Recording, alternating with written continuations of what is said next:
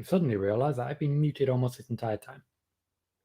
Great stuff. Fantastic. When did that happen?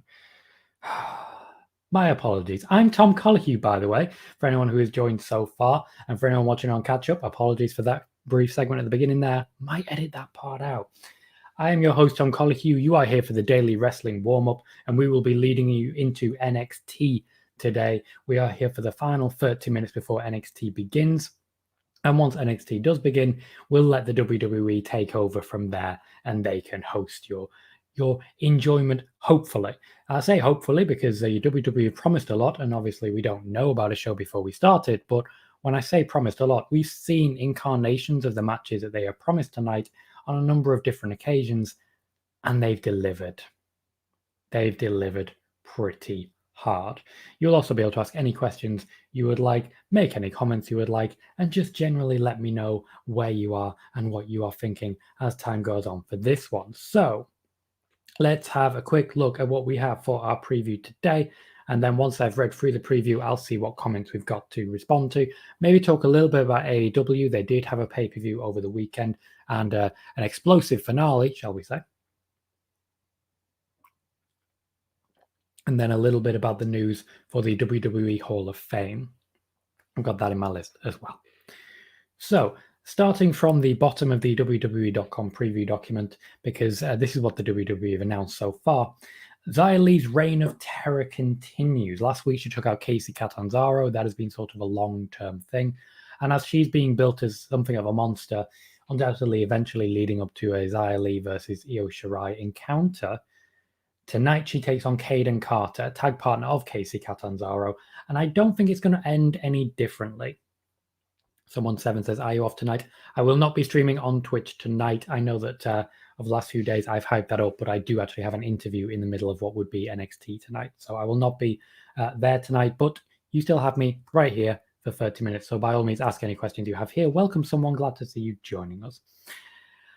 So Xia Li is continuing to be built in the right way. She's got the right backup. She's got the right character. And you always see, you even saw this with Bobby Lashley on WWE Raw, certain tweaks of character to make you feel like someone is a big deal, to make you feel like someone has legitimate star power just before someone is pushed towards the absolute top. With Lashley, it was a bit, pardon me. With Lashley, it was a little bit late because he was already the WWE champion, but that United States Championship was also technically made for him. So there are a number of ways that works together as well.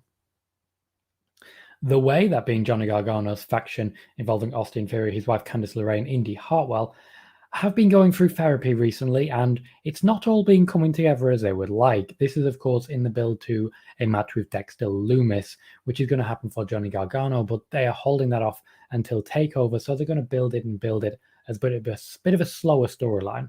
Austin Theory will still be involved going forwards. Where his loyalties lie will definitely play into the finish, whatever the finish may be for that one. Now, when it comes to Dexter Loomis, he's essentially walked straight into huge storyline and huge push. At no point has he really had to mess around in Gen Pop all that much. I suspect he will be taking the North American Championship, but we're a little way away yet. I also have real question marks about Dexter Loomis as a general character.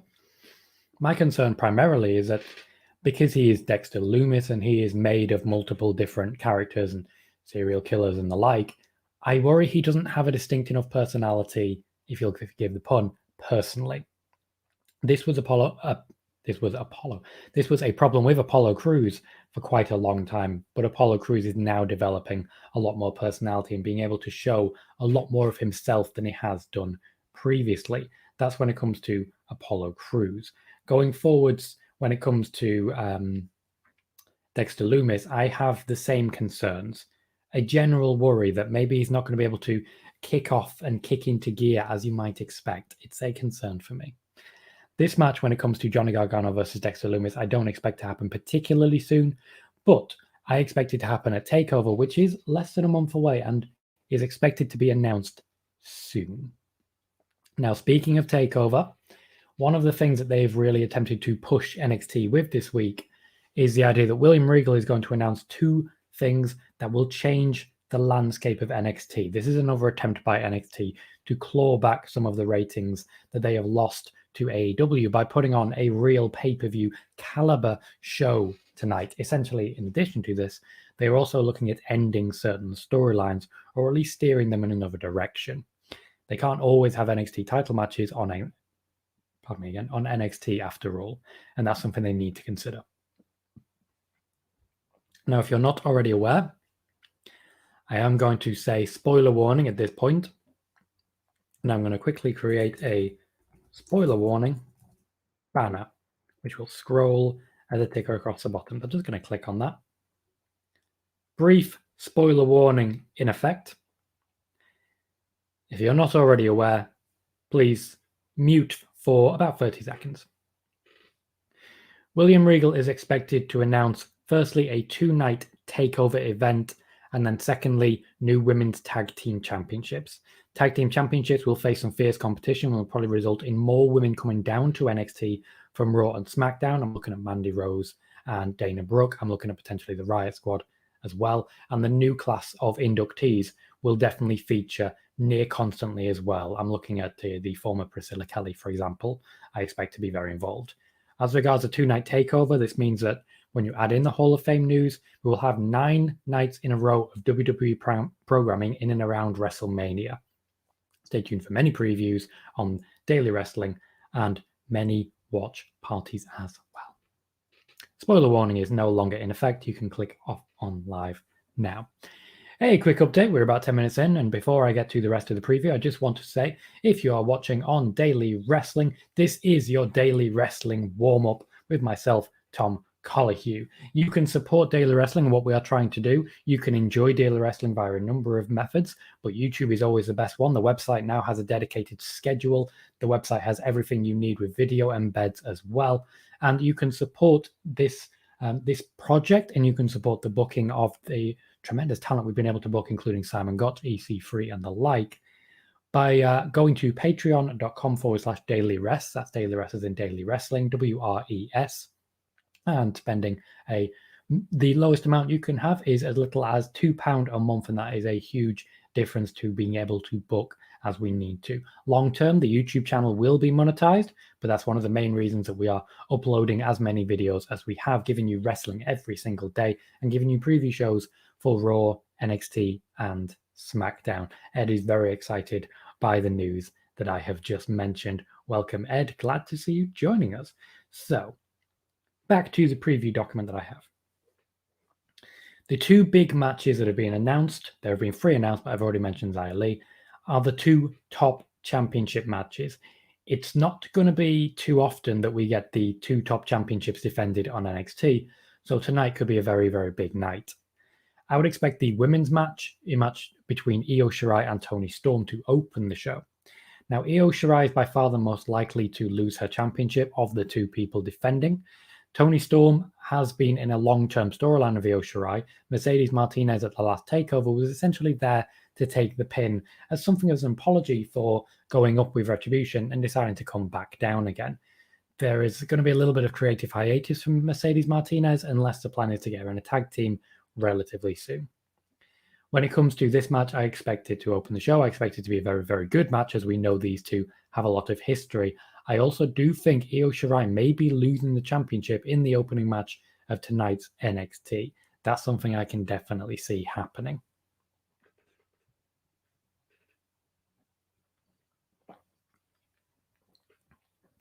One of the main reasons that I find this likely is really simply, I don't believe they have time to build a new challenger for Io Shirai before we get to WrestleMania season.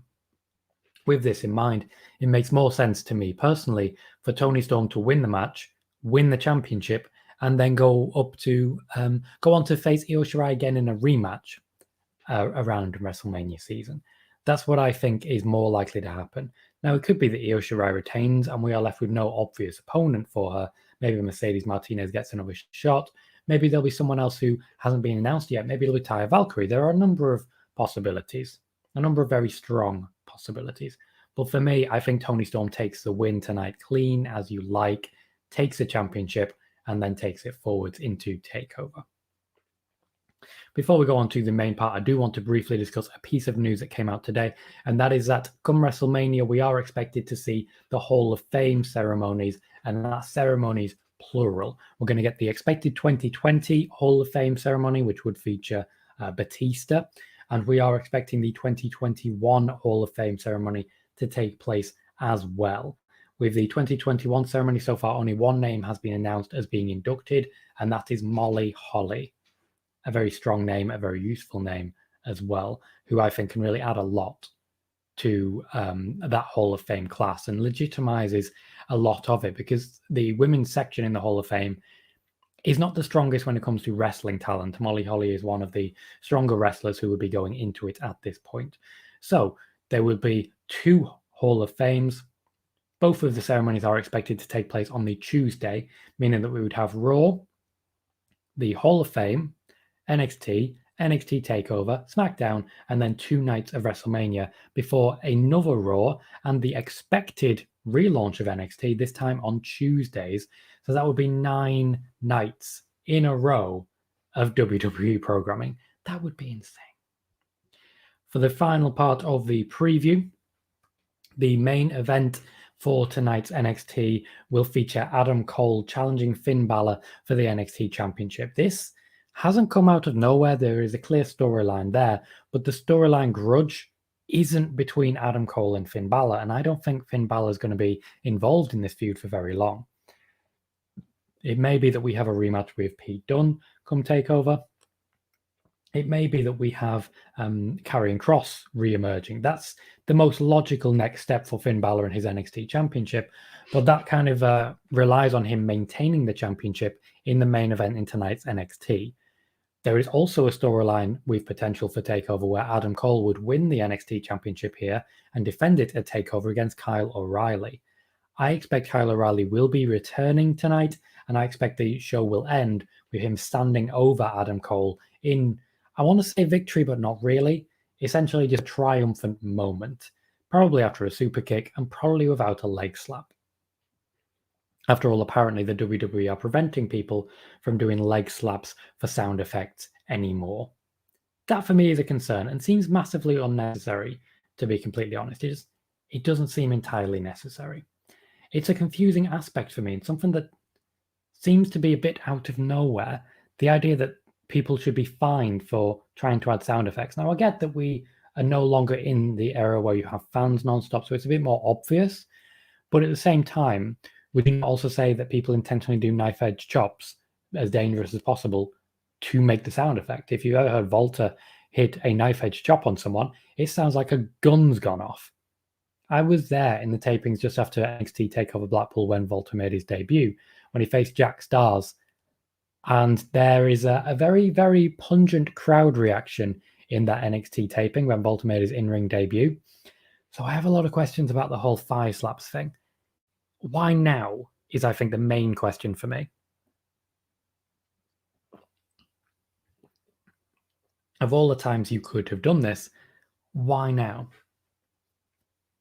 At the same time, I also want to briefly touch on the idea that NXT will be moving to Tuesdays. Now, this is rumored. Most of the news that comes out is still rumors until it's officially announced by WWE. But the idea is, or the suggestion is, that we will see NXT move from Wednesdays to Tuesdays right after WrestleMania. Now, this would leave a gap in the WWE schedule on Wednesdays. However, I don't think it's a case of necessarily running from AEW all that much, but it will definitely be part of it. I wouldn't say running, but they've not won. AEW has beaten them in the ratings, depending on how you view things, because NXT continues to have better YouTube ratings. It depends how you build and the concept of ratings, as it were. When it comes to the move to Tuesdays, I also think this is a lot to do with the USA Network. There is talks about schedule changes to put sports in different days and appeal in different ways in that regard. But also, to be fair, one of the reasons NXT moved to the USA Network around the same time that AEW launched their show was not to be in direct competition, but because the USA Network was losing SmackDown to Fox. And the USA Network contract does state that they will have 2 wrestling shows. At the time that it was signed, it was 2 wrestling shows, one on a Monday and one on a Tuesday. Now, of course, it's one on a Monday and one on a Wednesday. This would take it back in line to what the USA Network were originally promised. And Daniel Edler said, Walter is the best European wrestler alive right now. I can't help but agree. I've interviewed Walter twice. I'll show you guys a picture of the first time. He's a big guy. I am not. He stands there, chest out in the classic Walter pose. I'm not a big guy. I look a little bit silly. I look like his baby brother that's been dragged along. Second time around, he's tried to steal my phone. So yeah, that came out of nowhere. He confused my phone, which I was recording with, and I laid it in the middle of the table, so it got the audio from both of us, and he just picked it up thinking it was his. Weird moment. If you were in that situation, would you be looking at Walter and saying, hey, that's my phone? I did. I feel quite brave because of it. Gotta be honest. Let's touch for a moment on AEW Dynamite, which is coming off a very hot show previously, particularly as regards Shaq. This isn't an AEW Dynamite preview, but I'll touch on it as it is happening tonight, so I may as well discuss a few of the things. And we did have a pay-per-view quite recently, which has upset quite a few people, largely because of the finish. Now, this does remind me of Hell in a Cell 2019, where the end between Seth and Bray Wyatt is the only thing that anybody thinks about when it comes to that show, despite the fact that it also featured Becky Lynch and Sasha Banks in an incredible match. For me, the explosive dud from the end of AEW Revolution is pretty much everything that anyone has been talking about and everything anyone has been thinking about. When it comes to Dynamite, though, they are planning the debut of Christian, not necessarily the in-ring debut, but Christian will be cutting a promo. That could be very interesting indeed. SCW, the wrestling channel, is also saying that they are looking forward to Matt Jackson versus Phoenix. Those two, as we know, can definitely go. Phoenix, I've been a fan of since his Lucha Underground days. I'm not too familiar with the work of Matt Jackson as a solo artist, but we know the Young Bucks are incredible talents. We know what they can do. May have to start mentioning AEW Dynamite more often. SCW is also rooting for Scorpio Sky to win the TNT title. That would be nice. We haven't seen much of Scorpio Sky recently. And my worry is that now we have AEW Dark and AEW Dark Elevation, that a lot of people are going to get dropped down the card, largely because of appearances from people like Paul White and Christine Cage. My suspicion with Christine Cage is he is returning to be a wrestler. The fact that he has an Outwork Everyone t-shirt suggests that he is going to be returning as a wrestler and taking part in many wrestling matches. The promo tonight will tell us more about that, just a lot more about that, and give us a much clearer image of what's going on there. If you are just joining us, please do remember to click like on the video. That helps us grow exponentially, both on the Daily Wrestling side and on my personal YouTube side. We are trying to build something strong here at Daily Wrestling and give you wrestling every single day for the month of March. Today, 49 minutes ago, the match was Maserati versus Heidi Howitzer, a women's match and the first women's match that you will see from Match Madness. It's definitely worth checking out that one after NXT, or in fact after this, depending on whether you choose to watch NXT or not. If you've just come here for my lovely smiling face, then watch wrestling afterwards. Let's see what he says. Are you a fan of Ethan Page? And if so, how well do you think he will do in AEW? I think when it comes to, and this is a problem with NXT as well, NXT and AEW, there is an oversaturation element. I think I'm going to sneeze. Bear with me 1 sec.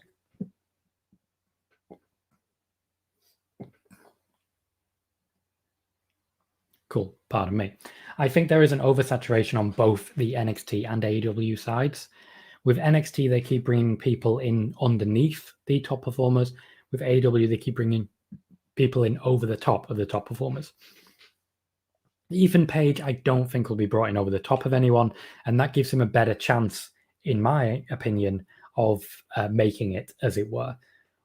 I also worry that when it comes to what happened to the former Ty Dillinger, we were promised a lot, and it didn't happen.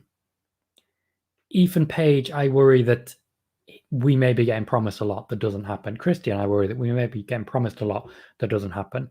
As has happened with Lance Hoyt and the like. A number of people who came in and just unfortunately didn't really do much over in AEW. With NXT, there's a benefit to bringing in people underneath because we won't see them for a while unless it is for tag team championships. And they do need to rebuild the men's tag team championship division over on NXT. And because at the moment, there is no obvious challenges for the tag team champions. And it's just, I don't know, it makes the whole thing a little bit confusing. I know they're trying to build people up and get them ready, but there are a number of people who aren't top level over in NXT. In AEW, the same people are getting featured every week, and we now have such a diverse cast that aren't getting featured. We were promised a lot, and I don't feel we've really seen it. It worries me that a lot of people are going to get shunted down to Dark and to Elevation sooner rather than later. Ethan Page, I would like to see what they do with him, but I think it's also worth saying that, for example, they signed Matt Sydal, and unfortunately, I don't feel he's been given the opportunities that he deserves. I just don't.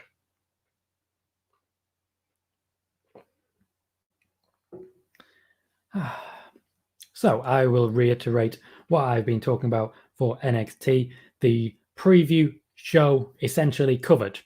Xia Li will take on Caden Carter tonight. This is essentially a match of honor because of what Xia Li did to Casey Catanzaro, and I don't believe that Caden Carter has much chance of picking up a victory.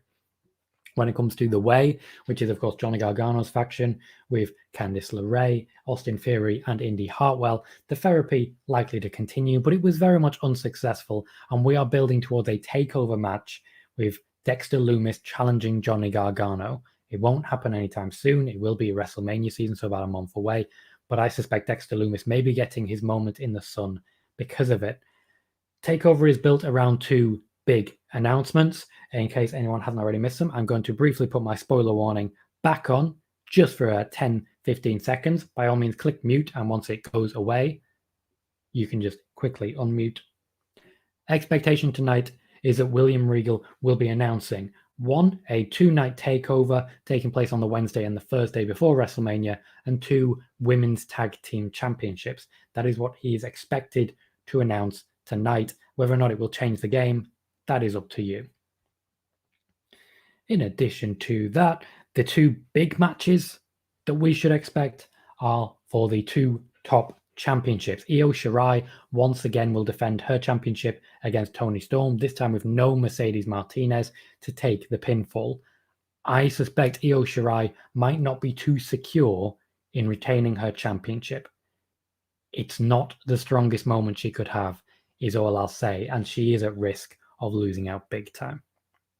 I think it's logical that Toni Storm would take the championship leading into the Mania season, because Io Shirai doesn't have an obvious other opponent, and there's not really much time left to build one. So I think Toni Storm will take the win, and then we will have a rematch between the 2 at WrestleMania season before Io Shirai comes up to, I would imagine, Raw. I would imagine we'll see Io Shirai on Raw, potentially feuding briefly with Asuka, but I don't think it'll be a long-term thing. I think they'll keep them separate for a while. Finally, our main event, or at least expected to be the main event, will be the NXT Championship match between Adam Cole and Finn Balor. If this isn't the main event, then the Women's Championship is definitely changing hands. I don't believe that Finn Balor will be losing the championship. I don't believe that Adam Cole is there essentially to win it. I think he's there to put on a good match and to further his storyline with Kyle O'Reilly. I expect we may see Karrion Kross kick into gear if that match is eventually coming with Finn Balor, and I think we will see Kyle O'Reilly at some point tonight standing over Adam Cole. I'm going to run through the last few comments and anything else that you guys want. If you have any questions or you haven't clicked like yet, please click like. Please follow over on the Daily Wrestling YouTube channel if you haven't already. Subscribe to my channel at Tom Colohue as well. And be sure to get any comments in now, because once I'm out, I will be calling it there and you guys will be heading into NXT. So, someone says, if the women's NXT tag titles will be announced tonight, do you think we will see what they will look like?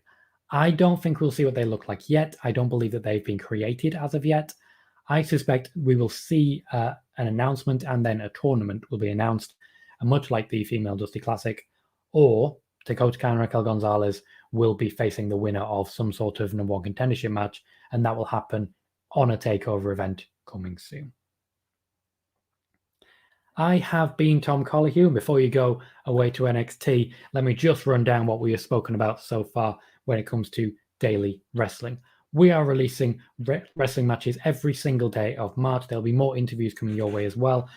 Just under an hour ago, our latest match, Maserati versus Heidi Howitzer, went live. You can check that out. You can also catch up on a number of other matches that we've got for you, including matches featuring EC3, Hammerstone, AJZ, Simon Gotch, and more that are well worth the checking out. So please do check out what we're doing there. You can, of course, support Daily Wrestling by popping over to patreon.com/dailyrest. That's WRES. And sign up for as little as £2 there, which essentially is what's paying for the bookings and the like until we monetize the YouTube, which is coming sooner rather than later. You'll be able to support there simply by watching wrestling. SCW says, shame with new women's tag titles. Kai Raquel should have won the other week, in my opinion. I agree. What better way to be introduced to mainstream audience than a stint as champions? If successful, a spot could be made for them on Raw or SmackDown, if not they go back to NXT. That is what I was hoping to see, but unfortunately it was not to be. A real shame. I'm a big fan of Dakota Kai, particularly of that group, and I just felt we could do a lot with it. But I suppose if the plan was to have individual titles, then it was never going to happen. A real shame. I'm going to wrap it up there, leading into NXT or Dynamite if you are choosing to watch that instead. I've been Tom Colohue. Thank you for joining me either on my personal YouTube channel or on the Daily Wrestling YouTube channel. I will not be streaming on Twitch tonight. However, just before going, I say it every night. If you want to go over to twitch.tv/Tom Colohue, you can click follow for free. We do watch-alongs of at least Raw and SmackDown, and going forwards, at least for WrestleMania, I will be doing 9 days in a row of watch parties. So follow there. It's absolutely free, and you get a notification every time I go live. And make sure to subscribe to Daily Wrestling and hit that notification bell as well. Thank you, everyone, for jumping in, everyone for clicking like, everyone for commenting. I hope everyone enjoys their wrestling viewing tonight, and we will see you next time.